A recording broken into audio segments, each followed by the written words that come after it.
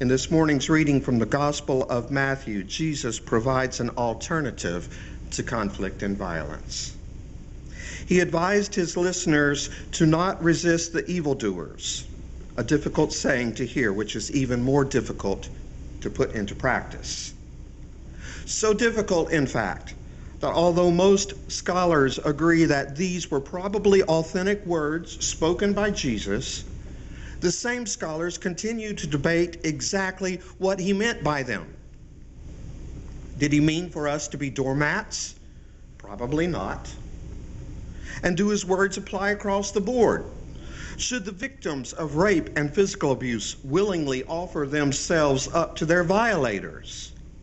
And where does it fit in with the issue of genocide, in which entire populations are annihilated? I'm not sure that these particular words of Jesus were meant for every imaginable scenario in life. But I also don't think it means we get to pick and choose which life situations we're comfortable with applying it to. Because you see, peacemaking is not for the faint-hearted. I have discovered it to be one of the most difficult things to which I am called as a follower of the way of Christ. Peacemaking means breaking the cycle of violence that an eye for an eye encourages. It means doing whatever is necessary to stop that cycle. And it has nothing to do with what is fair and what is not, but rather about sacrifice and grace. We sacrifice our pride and we offer up grace in order to break the cycle of violence.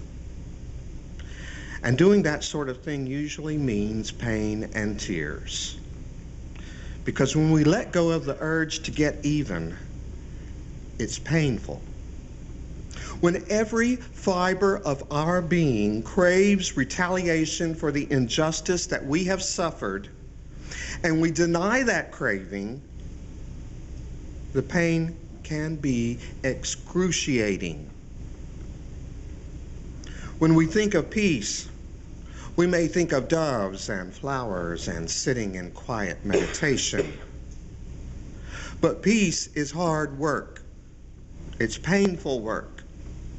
And until we learn how to make peace within our own backyards, within our families and circle of friends, we can't ever hope for world peace. World peace is determined by the person whom I elect into office. And the person I elect into office will be the person whose values I share. If my values are built on an eye for an eye, then the person I vote for will share those values. But if breaking the cycle of violence is more important to me, if dialogue and communication are more important, if trying to hear the other, even if I don't share the opinion of the other, is important, if these things are more important to me than getting even, then my vote will be cast for someone who shares those values. And the people we elect into office are the people who will decide our fate. They are the ones who hold within their hands the Bitsy Big Boy boomeroo and make the choice of whether to use it or not. Making peace ain't for sissies. It's for the stout-hearted and those who are active participants in the making of peace. Those who are willing to offer up the other cheek if that will break the cycle of violence. Those people are the true children of God. Blessed are the peacemakers, for they will be called the children of God. I suspect that if Jesus were asked what he thought about Adolf Hitler or Saddam Hussein, he would have said they were hostile sinners. But if he were asked what he thought of countries, the United States included, who killed thousands of innocent civilians in the name of freedom, when in fact it is in the name of oil and strategic political power, the word sin might show up in that report too.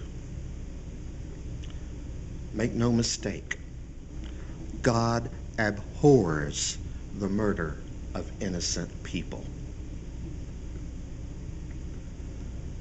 This is not even remotely a condemnation of veterans or soldiers or many Americans.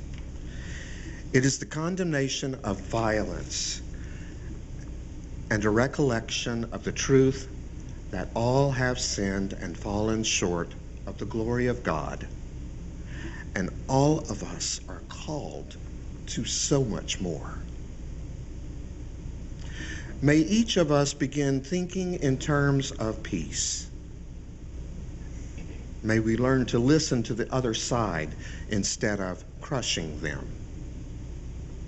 May we find the courage and strength to break the cycle of violence by offering up the other cheek in the form of pride. And may we accept the difficult call of God to make peace. Amen.